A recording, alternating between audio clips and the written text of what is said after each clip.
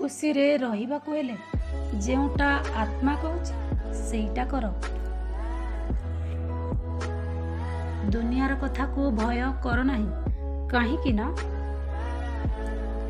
ଦୁନିଆ କେବଳ କହିଥାଏ, କେବେ କିଛି ଦେଇନଥାଏ। ସଫଳ ହେବାକୁ ଚାହୁଁଥିବା ବ୍ୟକ୍ତି ନିଜ କାମ କରିବାର ଶୈଳୀ ପରିବର୍ତ୍ତନ କରିବା ଉଚିତ, ଚିନ୍ତାଧାରା ନୁହେଁ।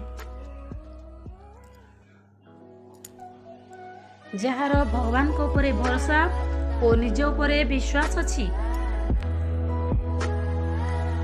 ତାକୁ ସଂସାରର କୌଣସି ବି ସ୍ଥିତି ବିଚଳିତ କରିପାରିବ ନାହିଁ। ଜୀବନରେ ସବୁ ଲଢ଼େଇ ଏକା ହିଁ ଲଢ଼ିବାକୁ ପଡ଼ିବ, କାରଣ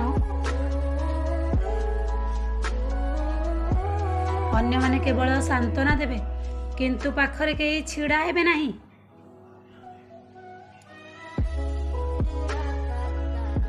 କଲରା ପାଟିକୁ ପିତା ଲାଗେ, ହେଲେ ଶରୀର ପାଇଁ ବହୁତ ହିତକର।